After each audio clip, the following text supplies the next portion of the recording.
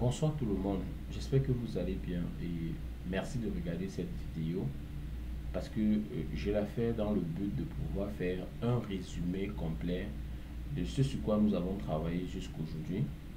Le but pour moi, c'est, étant donné que cette semaine, nous n'avons pas eu l'opportunité de vraiment continuer avec notre cours au regard des différentes occupations et difficultés que nous avons rencontrées cette semaine. Donc, je fais cette petite vidéo ce soir pour pouvoir faire un récap total de notre travail depuis le début de notre formation jusqu'à aujourd'hui. Et j'ai donc ce fichier qui est intitulé déploiement sur AWS, mais qui relate un tout petit peu les différents outils de développement web ou bien de DevOps que nous sommes en train d'apprendre, que nous sommes en train d'appréhender. Premièrement, on a Git et GitHub, et mais aussi AWS Code Commit, qui, cet outil-ci, nous permet, tout le monde le sait, de pouvoir versionner nos différentes applications. En fait, ce sont des outils de versionnage, ok? Des systèmes de versionnage que dans l'équipe de travail, les développeurs utilisent pour pouvoir, par exemple, créer des images d'applications qu'ils ont créées, stocker ces images-là dans des répertoires créés sur Git ou encore sur AWS Code Commit que nous aurons l'occasion de développer très prochainement. Donc nos développeurs, lorsqu'ils travaillent dans notre équipe, pour pouvoir maintenir cet esprit de collaboration, de travail en commun sur les différentes applications qui sont créées, lorsqu'on parle effectivement de l'application du DevOps en ce qui concerne les structures de création de logiciels. Donc notre rôle, étant donné que notre rôle est de pouvoir manager les équipes de travail afin de les amener à pouvoir produire plus rapidement, automatiser le travail et collaborer. L'un des outils phares que l'on utilise pour pouvoir versionner le travail, créer des images, c'est donc Git ou GitHub ou encore AWS Code Commit. Comment ça fonctionne GitHub? Allons-y rapidement. Alors, GitHub, c'est une plateforme, on le sait, je vais taper GitHub, c'est une plateforme, c'est-à-dire, je vais vous dire que c'est un open source server qui vous permet de pouvoir créer et stocker des repositories. Nous avons ensemble créé des comptes GitHub. J'ai mon compte ici.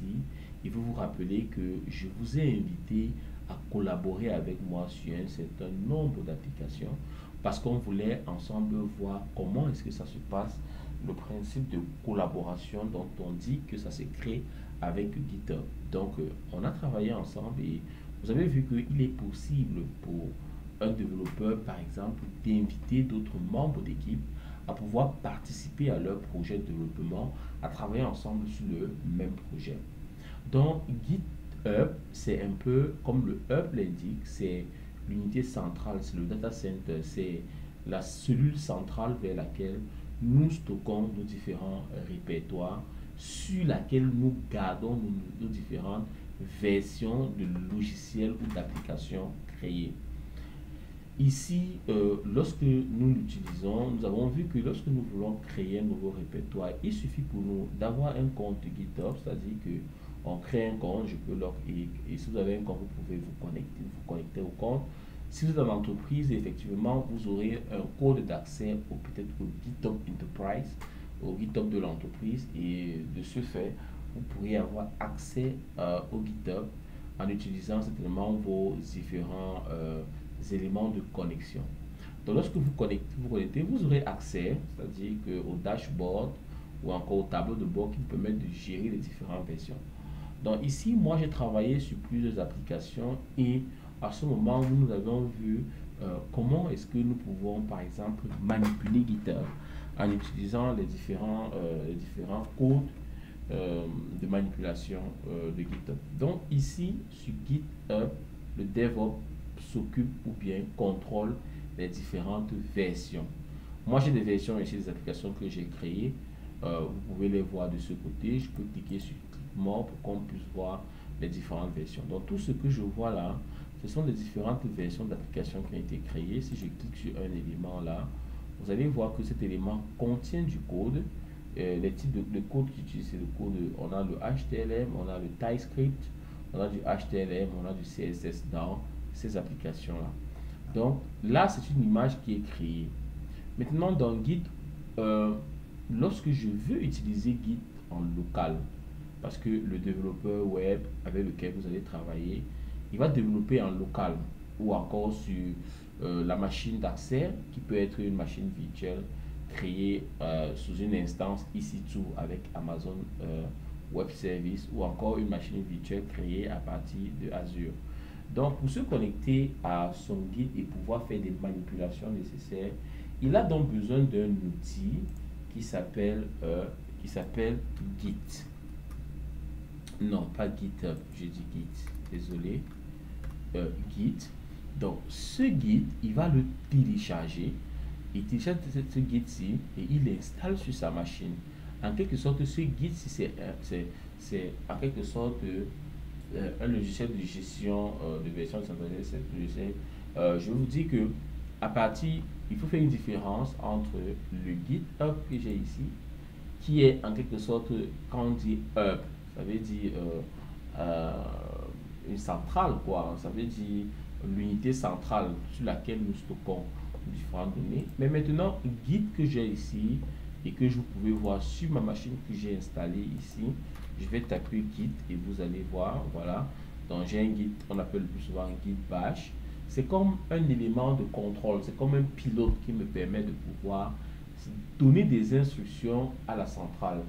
Ça veut dire quoi? Si je veux créer un répertoire et le stocker ici, il faut bien qu'il y ait une passerelle de communication entre ma machine et ce terminal, d'accord? Et donc, pour pouvoir communiquer entre les deux, j'ai donc besoin de cet élément que j'appelle Git et dans lequel j'ai des éléments comme le Git Bash, d'accord? Donc ici, je vais entrer des lignes de commande et je vais vous montrer quelles sont les lignes de commande que nous utilisons. Et je vais taper ici Git sheet, voilà. On va regarder ensemble Git cheat sheet. Je vais cliquer ici et là, on va avoir voilà. Donc, vous pouvez voir que on a plusieurs lignes de commande qu'on peut entrer pour Git en fonction de l'action que nous voulons mener sur le terminal. Ça peut être une action de configuration de votre compte. Donc, si je veux configurer le compte, c'est là. Si je veux initialiser Git dans un projet, je peux utiliser Git init. Si je veux cloner un projet, c'est-à-dire je veux récupérer un projet depuis la base, depuis l'unité centrale de stockage vers mon programme, vers ma machine en local, il est nécessaire pour moi de pouvoir taper ici dans cette commande Git. D'accord, je tape Git et je dis clone. Et cette fois-ci, je vais utiliser un élément, d'accord, supposons que je veux cloner ce logiciel ou bien cette application ou encore ce fichier, ce répertoire. Donc, je vais d'abord premièrement arriver ici et je vais récupérer l'HTML, cet email-là, cette URL-ci, je la copie. Et donc, quand je viens dans Git Bash et que je fais Git clone, alors je vais coller, d'accord, je vais coller cet élément, cette URL. Je vous rappelle que l'URL, en quelque sorte, c'est l'élément de localisation d'un élément dans le web. On est d'accord, c'est l'élément de localisation. C'est un lien qui vous permet de localiser une page sur le World Wide Web. Donc, avec cette URL-ci, à partir de Git Bash qui est installé sur ma machine en local, je dis donc à ma machine d'aller sur GitHub et de localiser l'application dont l'URL est celle-ci et de me faire un clonage. Donc si je valide ça, cette application sera clonée sur une autre machine. Donc là, l'application a été clonée. Donc si je veux voir le contenu de mon application, je vais faire donc contrôle, je vais simplement dire par exemple code point, ou bien je peux lancer, je peux décider de travailler sur mon application à partir d'ici. Je sais que cette application, si je la vois ici, elle est constituée de TypeScript, HTML et autres, et j'ai des informations ici. Ce projet est un projet Angular. Donc, je connais quelques éléments de code d'Angular. Donc, je vais dire par exemple que, et vous voyez que si on revient dans notre élément ici, vous allez voir que j'ai dit pour développer, vous allez créer votre compte Amazon, créer l'instance, installer la machine. Vous devez cloner le fichier, c'est que vous voyez comment ça a été. C'est créer l'application aussi. Pour le faire, j'ai demandé qu'on va sur mon GitHub et qu'on clone l'application et qu'on l'installe. Pour ce faire, il faut installer sur votre machine Node.js de Windows, installer VS Code, ouvrir le répertoire avec VS Code, taper la commande npm install. Donc, ces étapes-ci précédentes, je les ai déjà faites parce que, effectivement, moi, j'ai VS Code sur ma machine. Pour vérifier ça, je vais ouvrir l'invite des commandes de Windows et je vais lui dire, donne-moi, par exemple, Node version. Donc, avec ça, je peux vérifier, effectivement, vous voyez que j'ai ma version de Node ici, donc Node est installé sur ma machine. Je peux dire code version pour voir si on a des éléments. Non, là ça ouvre VS Code. Donc, j'ai Node sur ma machine. Donc, si j'ai Node, ça veut dire que je peux effectivement implémenter les commandes npm, d'accord, qui me permettent de pouvoir faire un appel vers les différents répertoires qui contiennent par exemple Angular. Donc ici je vais faire donc npm pour cette application, npm,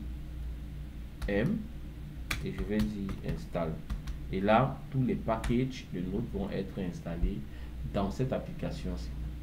Donc, en gros, GitHub, c'est un service de versionnage, c'est-à-dire sur GitHub, c'est l'unité centrale ou bien la station ou encore le grand data center où nous stockons nos différentes versions d'application. Et voici une application, c'est une version que j'ai commis. Vous voyez, j'ai ici par exemple, j'ai les différentes versions. Ici, j'avais second commit, d'accord, c'était à un moment donné, ça fait 2 ans. Après ça, j'ai fait un initial commit, ça fait 2 ans, et tout et tout. Donc, plusieurs fois, ça a été changé. Vous voyez donc, la dernière fois que nous avons fait des modifications dessus, c'était il y a 2 semaines où on a certainement changé en parlant de Netflix Afrique. Donc, si je reviens ici, je vais fermer ça. Donc, je reviens ici, vous allez voir qu'on me dit que tout est à jour. 2 packages ont été ajoutés. Donc, l'application avait npm installé. Donc maintenant, je vais dire ng par exemple save pour voir si ça va lancer le serveur. On va voir si ça va lancer le serveur. This command is not available. Donc ça veut dire que je dois effectivement appliquer cette commande-ci qui consiste à installer Angular. Donc on va aller avec ça. On va voir si ça prend.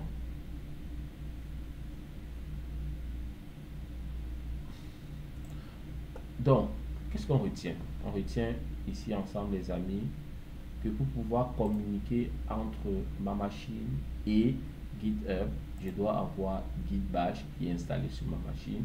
Et dans Git Bash, je peux taper les différentes commandes comme quoi, comme git init pour initialiser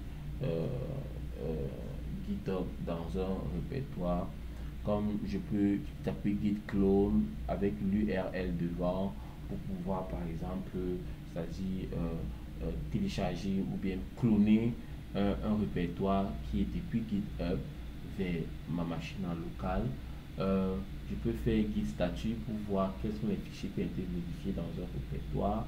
Je peux faire git add pour montrer ou pour ajouter les différents éléments modifiés dans mon répertoire initial vers le commit que je vais faire sur GitHub. Je peux faire git reset pour retain the change in the working. Donc, c'est-à-dire que pour, c'est-à-dire, je peux revenir aux modifications antérieures qui ont été faites dans mon répertoire, c'est-à-dire je vais annuler les modifications présentes, c'est-à-dire demander à Git de ne considérer que les anciens fichiers avant ceux qui ont été changés. Donc je peux faire un git commit mais en ajoutant un message de description qui me permet de pouvoir différencier mes différentes versions.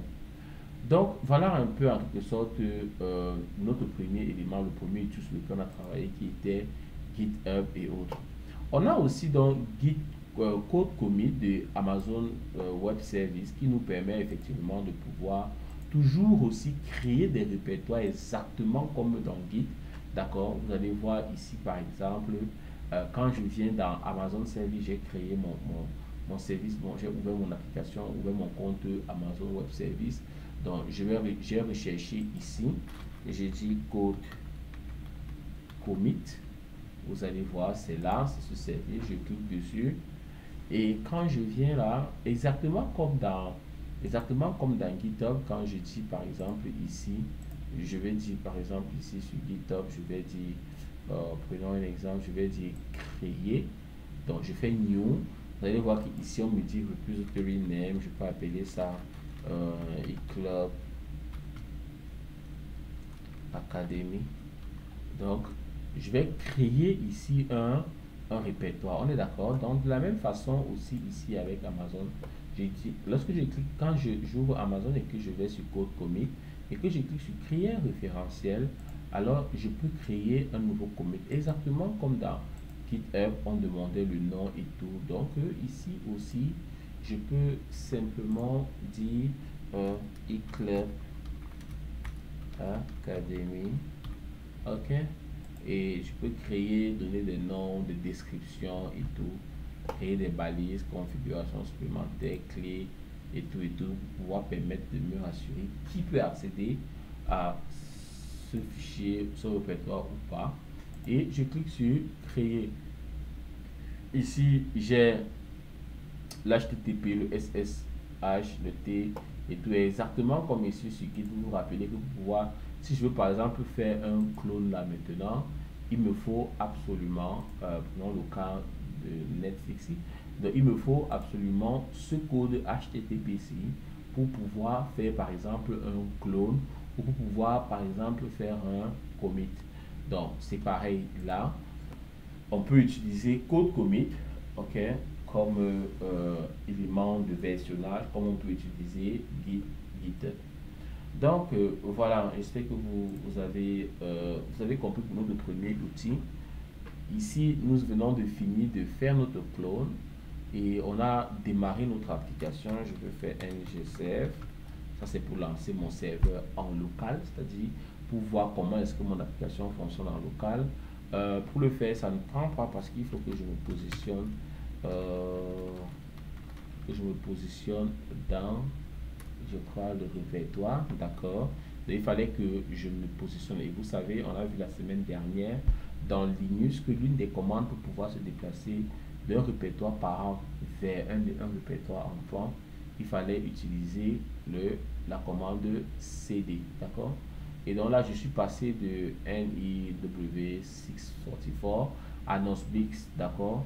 Et donc là, je peux refaire ma commande ngserve et on va voir ce que ça va prendre, ce que ça va donner. ngserve nous permet de pouvoir lancer. Ils disent que no package may not be installed. Try installing node. Bon, on a déjà fait ça, non? Ok. Partons dans le répertoire et installons. Et on va installer node. Donc, revenons un peu sur notre copie là. Après ça, on a vu VS Code, d'accord. On sait que VS Code, c'est notre environnement de développement. VS Code, je vais taper pour qu'on puisse voir. La machine ne reconnaît pas ça. Je vais mettre Code. Donc, Visual Studio Code, c'est ça que j'appelle VS Code. C'est un environnement de travail qui permet, par exemple, aux développeurs de pouvoir créer des applications.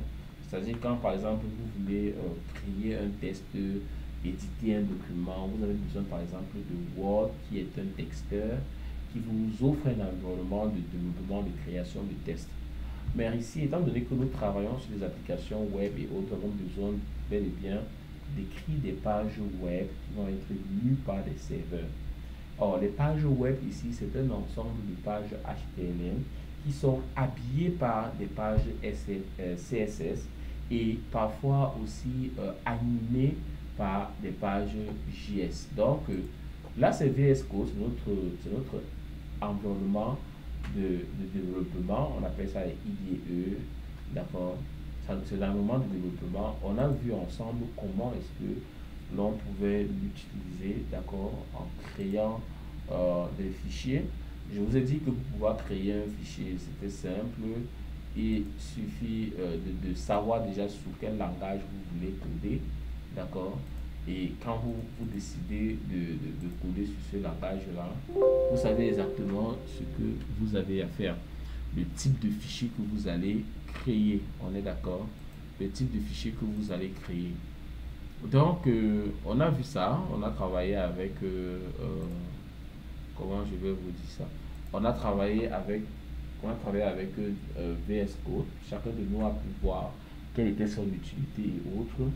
Je vous ai tout aussi expliqué qu'il n'y avait pas de souci à se faire sur le fait, par exemple, que voilà, on avait des difficultés à tout assimiler sur, par exemple, le langage de développement, le langage comme le HTML que je viens de créer là, ou encore des éléments comme pour le style, comme un fichier style CSS, ou encore des éléments comment je vais appeler ça, des éléments de dynamisation de tests, avec pour rendre des tests dynamiques comme JS Code. On a travaillé dessus, donc vous connaissez ce que c'est que VS Code, vous savez que c'est utilisé par les développeurs ou bien par les développeurs web pour pouvoir en quelque sorte créer du fichier code à partir duquel les applications vont être développées et autres. Donc, entre-temps, nous avons aussi vu comment est-ce que nous pouvons utiliser le cloud pour pouvoir rapidement répondre aux besoins des entreprises. Et chacun de nous a appris comment est-ce qu'il pouvait, par exemple, créer un compte Amazon Web Service. Dans ce compte Amazon, nous avons aussi découvert comment est-ce que nous pouvons, par exemple, créer, utiliser un certain nombre de services comme les services EC2, les services Amplify, les services IAM pour l'authentification et autres, S3 par exemple pour le stockage, le bucket S3 pour le stockage de nos différents codes et autres. Je tiens à rappeler ici que le service S3 peut être utilisé aussi comme code comic ou encore comme GitHub pour pouvoir par exemple sauvegarder nos documents et autres. Donc à partir de Amazon Web, nous avons appris comment est-ce que nous pouvons créer des instances, à savoir des machines virtuelles. Donc dans EC2, nous avons vu comment est-ce que nous pouvons lancer une instance. Dans une instance, les éléments les plus importants, on va les voir. Donc on clique sur lancer l'instance.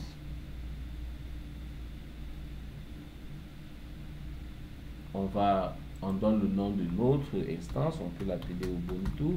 On va choisir une image ici, ça peut être Ubuntu, ça peut être Windows, ça dépend effectivement de ce sur quoi on veut travailler. Le plus souvent,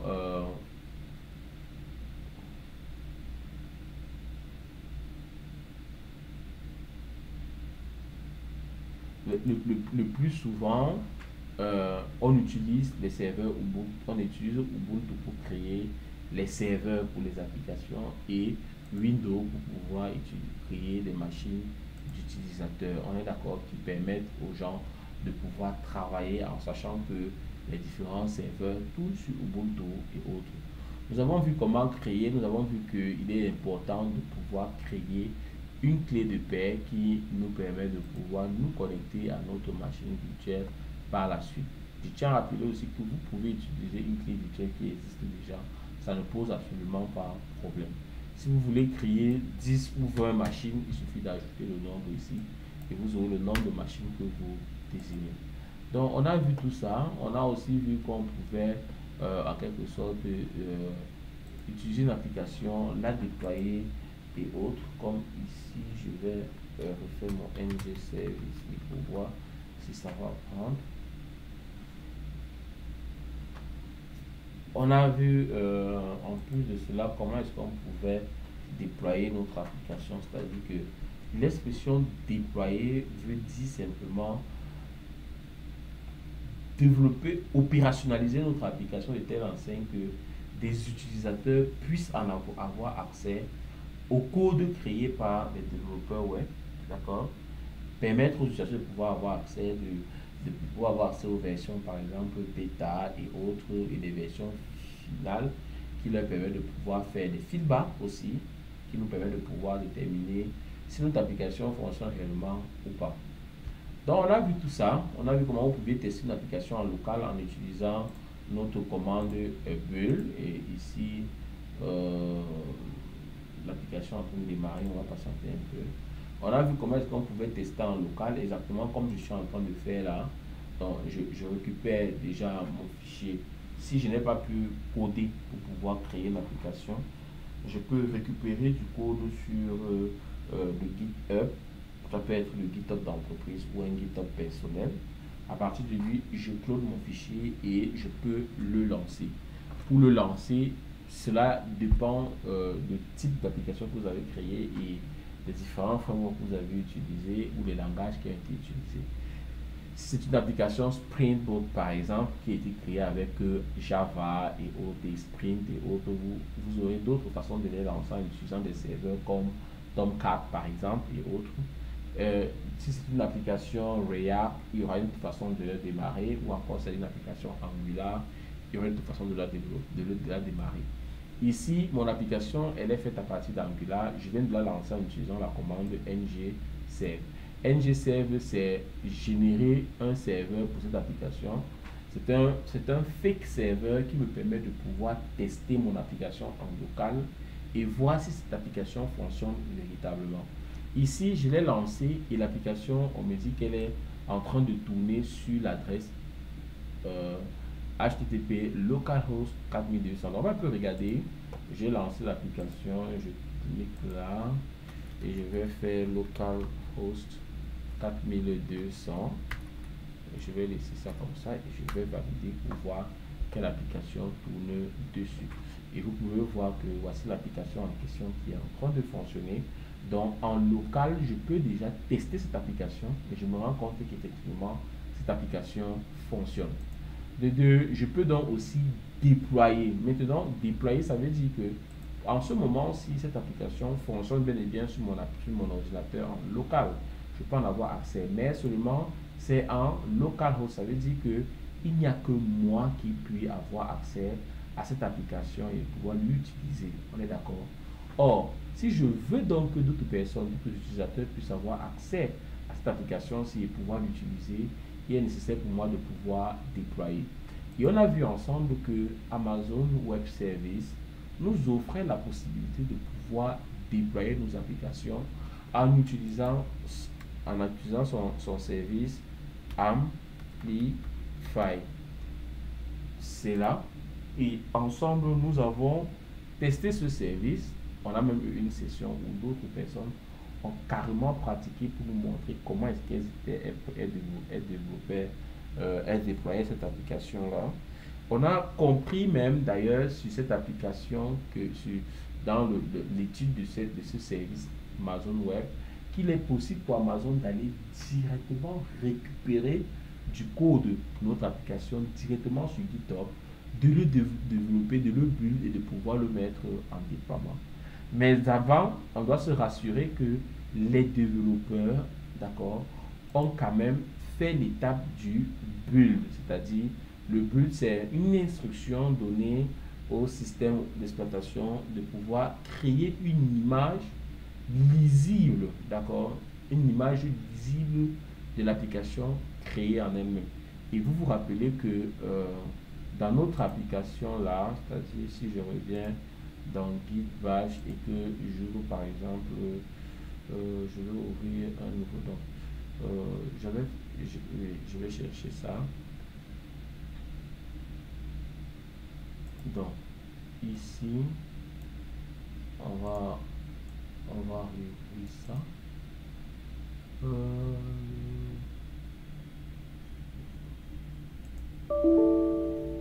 Ok, on va disons que je vais chercher ça un peu dans commande et là dans commande je vais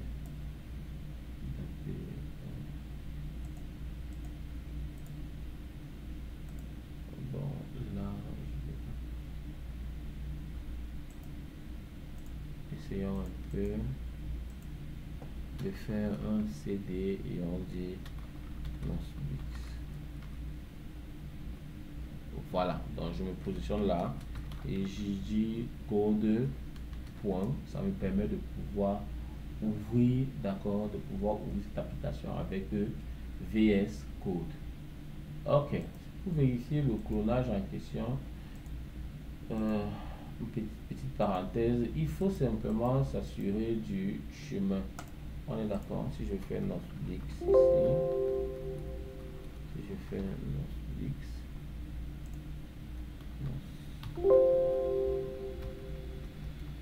ok, ça veut dire que ce n'est pas sur notre bureau, donc ça doit être quelque part ici.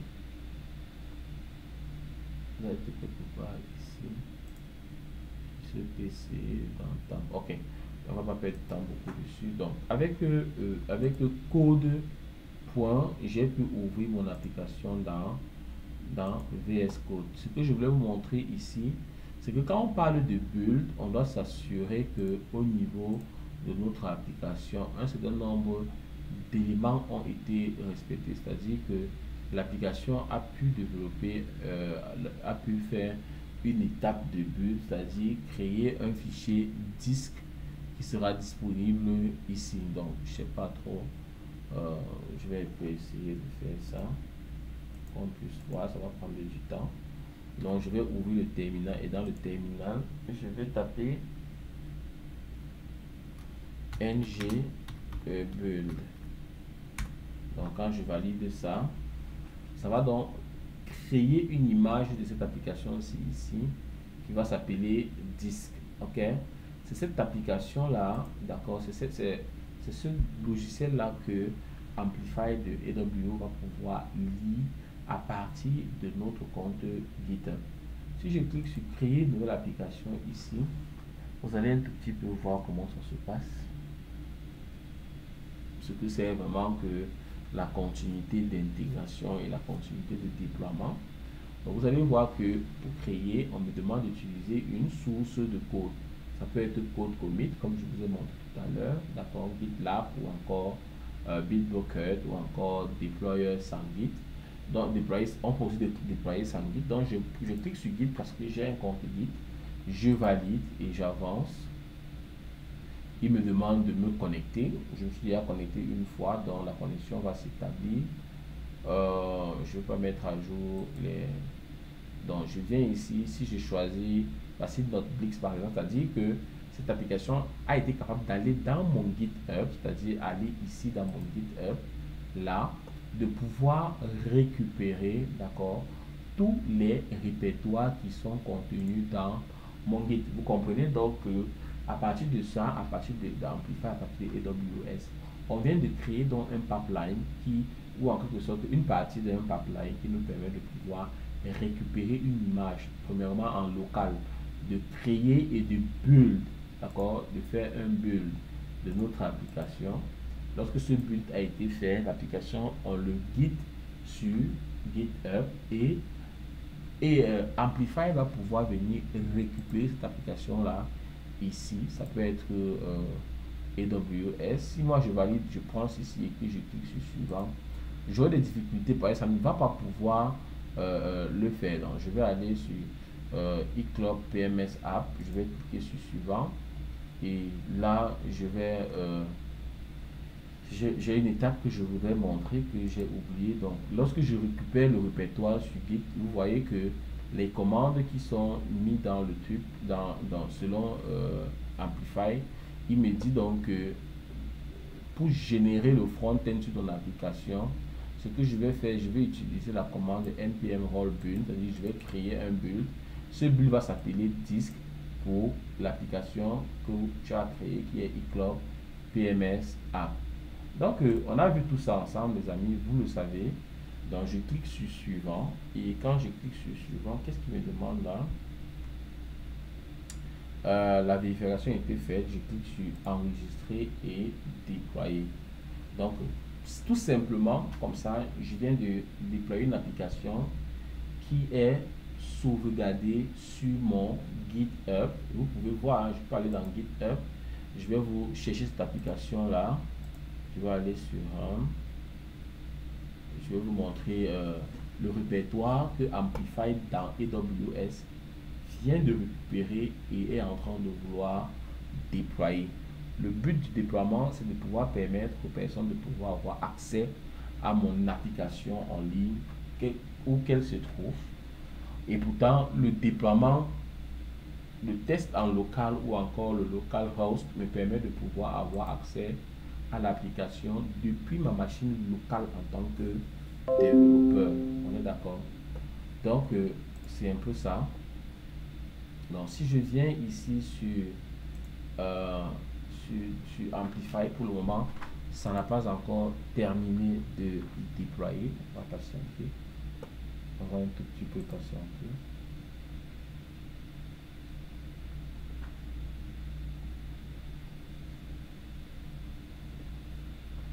On va patienter. Donc voilà, à ce niveau-ci, nous sommes là dans notre travail. C'est pour déployer avec Amplify. On sait qu'on crée un compte Amazon, on crée une instance.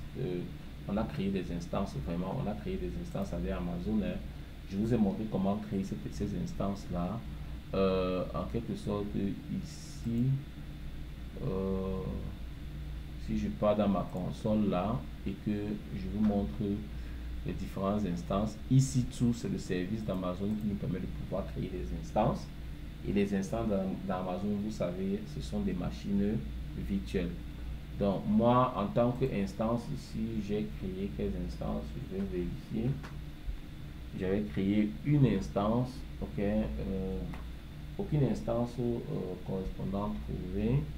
Ça veut dire que ces instances-là ont été supprimées, effectivement, pour éviter qu'on puisse se retrouver. Ok, non, on a des instances en cours d'utilisation, non, il n'y en a pas. Donc ici, j'ai créé une instance, c'est une machine virtuelle, la machine virtuelle Windows, je crois, qu'on avait créée. Et ici, je vais l'instance, je vais démarrer cette instance-ci. Quand l'instance aura démarré, je vais dire que je veux me connecter à cette instance-là. Je clique ici. Donc, je vérifie, l'instance est en cours de démarrage. Je vais patienter. Quand ça va démarrer, je vais pouvoir avoir accès à se connecter ici. Je reviens un peu sur Amplify pour voir. Voilà, le déploiement ici a été complet. Donc, si je viens ici, je peux utiliser ce lien. Toutes les personnes qui disposent de ce lien pourront se connecter à ce déploiement-là. Donc, si je clique ici, par exemple, vous allez voir que effectivement, vous pouvez avoir accès à l'application. Cette application eCloud PMS App est une application qui me permet de pouvoir, je suis encore en train de travailler dessus. Donc, si je me connecte là, je vais digiter, je vais là, je dis quand même, et là, je vais dire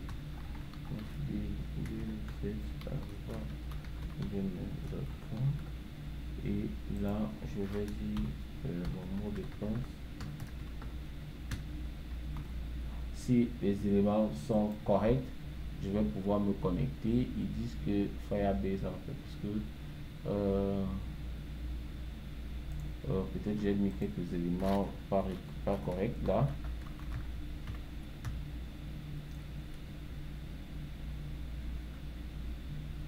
On a mis notre nom ici.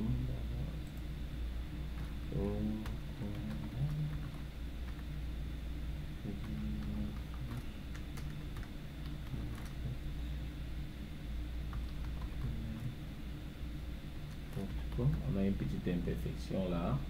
On a on doit faire du outline ici parce que je vois que voilà, le placeholder se confond avec l'input là, la valeur de l'input. Donc ici, je vais dire que le mot de passe c'était ok, petite erreur encore.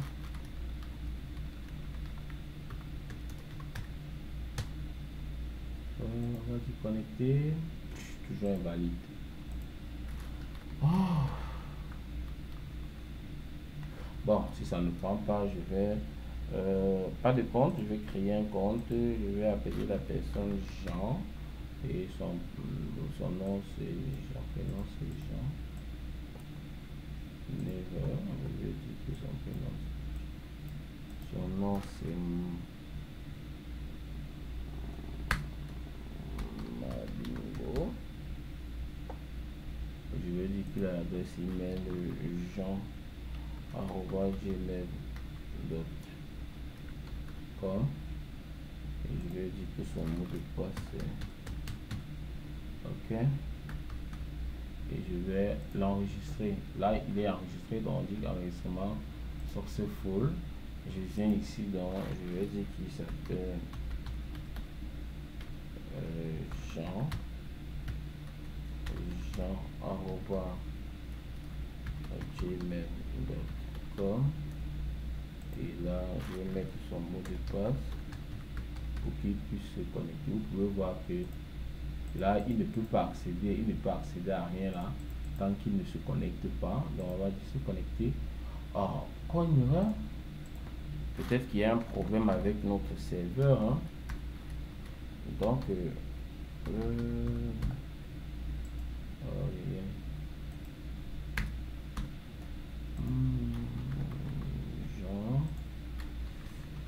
jean@gmail.com, le mot de passe.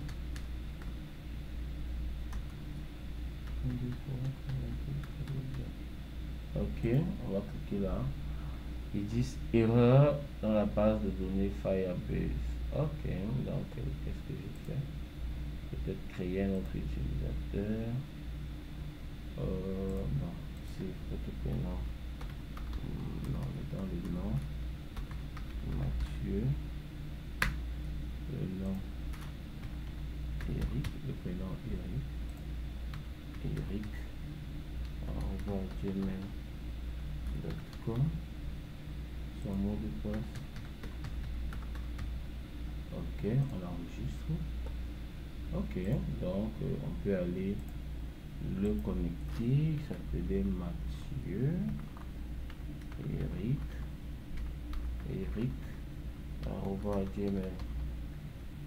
gmail.com et son mot de passe. Validons ça. OK, donc bienvenue Eric Gmail. OK, donc il s'est connecté. Non, pas besoin de ça. Donc système de gestion efficace. OK, donc là maintenant il peut accéder aux différents services à propos, nos services. OK, contact, des connexions, voilà. OK, donc voilà cette application. Vous pouvez voir, si vous essayez de vous connecter à cette application à partir de votre machine, vous aurez accès à cela parce qu'effectivement l'application a bel et bien été déployée, d'accord, sur Amplify. Donc on peut atteindre ça. Je peux décider, il y a d'autres applications qui sont bel et bien aussi déployées ici. On a Jet Shopping qu'on avait déployé ensemble, vous vous rappelez, on pouvait bien avoir accès à cela. Voilà notre Jet Shopping. Ici on n'a pas mis les différents pas, donc tout le monde peut avoir accès à ça. Donc on a nos différents services là. Donc on peut déjà dire que voilà deux microservices qu'on a créés et tout. Donc voilà, chacun de vous connaît certainement se connecter à Angular, connaît à quoi, quelle utilité de VS Code, à quoi ça nous sert, d'accord. Vous allez voir notre fichier disque là, il a été créé ici. Tout le monde sait ce que c'est que utiliser Amazon, créer des instants. Je vous ai montré des instants ici. On dit que l'instant en cours on a démarré tout à l'heure, c'est en cours d'exécution. Donc si je clique sur se connecter, ça va me dire de me connecter ici avec par exemple le client RD. Je peux me connecter avec la console, mais ils disent que pour série se connecter, c'est quoi le problème? Cet instant n'est pas pris en charge pour la console, c'est RD. OK, donc je peux me connecter avec le client RD. Pour le faire, il me faut effectivement obtenir le mot de passe ici, et ce mot de passe, pour l'obtenir, je dois chercher le fichier iCloud Training que j'avais créé. Le voici, je le récupère, je le mets là et je demande de déchiffrer le mot de passe. Mon mot de passe a été déchiffré, donc je peux simplement simplement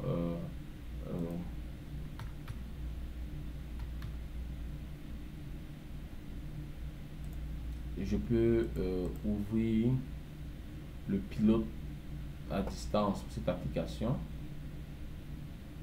Et là, j'ai le iCloud Training, je cherche téléchargement. Voici Training Computer, je vais iCloud Training, le voici. Donc, ça c'est le pilote d'accès à distance à la machine virtuelle que je viens de créer. Donc, lorsque je double-clique dessus, ça va lancer dans le démarrage de la machine virtuelle sur laquelle vous pouvez travailler, sur laquelle vous pouvez créer des comptes et autres. Ils disent que ne peut pas se connecter à notre distance pour des raisons suivantes. Ok. Donc, je vais repartir dans Amazon et je vais télécharger mon bureau à distance ici directement. Donc, je vais le lancer pour voir. Ne pas me demander connexion, ça me demande le mot de passe. Je copie ce mot de passe-ci et je viens l'insérer. Je viens l'insérer ici et je valide. Donc je dis oui, ne plus me demander. Et là je lance. Vous pouvez voir que effectivement l'instance qui avait été créée est en train de démarrer, ou encore la machine virtuelle que je viens de créer est en train de démarrer, machine virtuelle créée à partir d'Amazon Web Service. Donc tout ça, nous avons vu tout ça. Et la semaine dernière, nous avons travaillé sur un autre sujet, d'accord? Parce que là, créer un répertoire guide, on l'a fait. Déploiement sur AWS, on l'a fait. On vient de déployer sur AWS ici. Vous allez voir que chacun de nous, si on a le lien, si vous avez ce lien, vous pouvez effectivement en quelque sorte accéder à ces différentes applications-ci en ligne. Donc elles ont été déployées.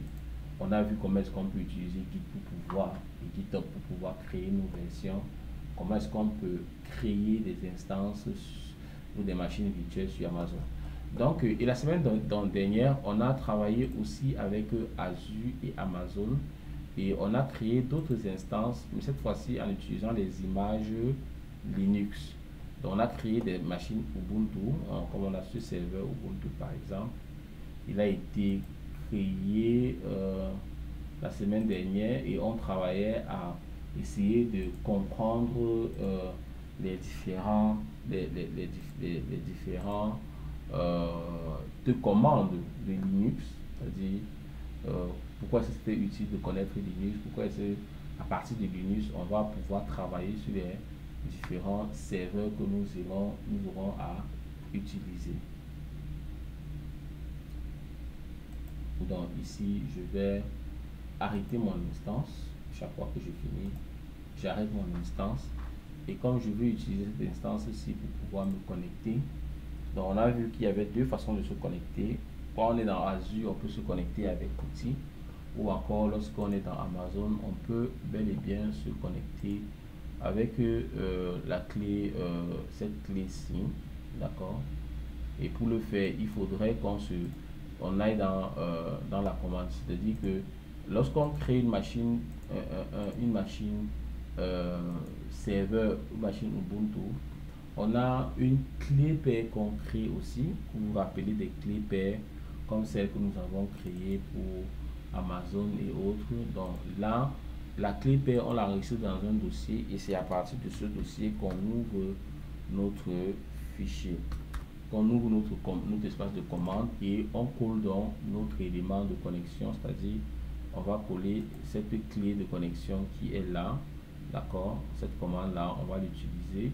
C'est elle qu'on va mettre dans notre invite de commande, et quand je vais valider ça, ils vont me dire are you sure you want to continue connecting. Je vais dire yes, et ils vont me dire non, écris yes. Donc j'écris yes, ils vont vérifier et ils vont me dire tu es connecté. Donc c'est très simple comme ça. Mais votre machine doit être déjà configurée, c'est-à-dire que vous devez être capable de pouvoir écrire des commandes bash, d'accord. Donc on a travaillé comme ça, on s'est connecté la semaine dernière sur les machines, on a travaillé sur quelques quelques commandes Linux, comme par exemple ls, al. Mais on a d'abord dit que lorsque vous commencez à travailler, il faut d'abord se mettre en super utilisateur en tapant sudo. Moi, j'aime taper sudo sous. Du coup, ça me place en super utilisateur. Et je peux, par exemple, demander host name, où ça me montre la machine que j'ai créée sur laquelle je travaille. Et bel et bien, on a cette adresse IP. D'accord? On a vu plusieurs choses dernièrement. On a par exemple vu qu'on pouvait par exemple créer un répertoire MKD pour créer notre répertoire. Je donne le nom eClub Training pour ce répertoire. Je le valide. Mon répertoire a été créé. Donc, si je veux naviguer dans ce répertoire, je vais faire cd eClub. Je vais faire cd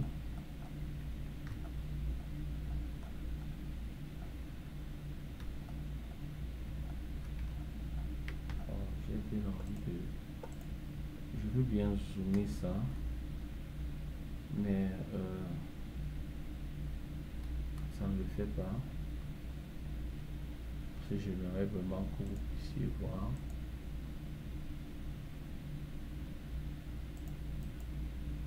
Ok, donc je peux faire ici le son comme ça, cd eClub training. Dans mon but, en tapant la commande cd, c'est de permettre que je puisse me déplacer du répertoire parent qui est Ubuntu vers le répertoire que je viens de créer qui est eClub training. Donc si je valide ça, vous voyez que le chemin qui s'arrêtait ici à Ubuntu a inclus maintenant eClub training. Je peux donc créer un fichier dans ce répertoire en utilisant la commande touch et je vais appeler par exemple mon fichier utilisation de Linux. Je valide ça. Maintenant, je peux utiliser une autre commande dont on avait vu, la commande ls, pour pouvoir vérifier les différents fichiers que j'ai dans un répertoire. Et vous voyez ici que ça me mentionne le fichier là, Linux utilisation. Donc si je fais Linux utilisation de Linux, ici j'ai fait Linux d'utilisation, c'est quand même terrible. ls al, cette commande me donne, pardon, je vais faire ls-al et je vais valider. Ici on me donne tous les différents répertoires contenus sur ma machine. Donc comme ici j'ai créé bel et bien un fichier que j'ai appelé touch d'utilisation de Linux. Le fichier est bel et bien disponible dans le répertoire Ubuntu. Je vais faire un cat eClub training. Cat me permet de pouvoir voir qu'est-ce qui est écrit dans mon fichier. On est d'accord? Qu'est-ce qu'ils disent?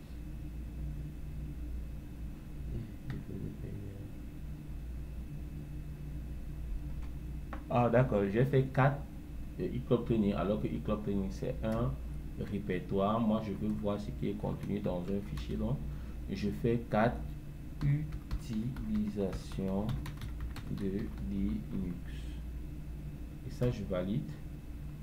Il me dit c'est pas disponible avant. 4 utilisation de Linux. Oui, bon, on a fait une erreur ici vraiment. Je vais faire touch et je vais dire utilisation. Je mets pas d'espace et je mets Linux. Dans mon clavier souci. Dans utilisation de Linux. Et ça, je valide. Si je fais ls,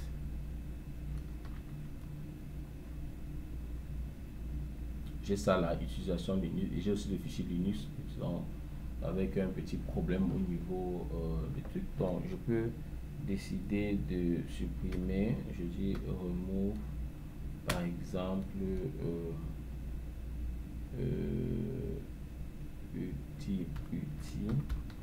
utilisation de Linux. Donc je décide de retirer ça. Ça a été retiré. Si je fais ls, vous allez voir que je n'ai plus que utilisation Linux dans mon répertoire en question.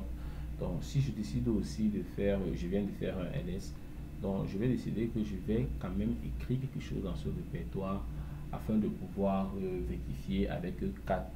D'accord, donc on a vu ensemble la semaine dernière que ce que l'on utilise pour pouvoir écrire ou bien éditer du texte dans Linux, d'accord, c'était VI Editor, d'accord, et je vais choisir le nom du fichier que je veux utiliser avec ce,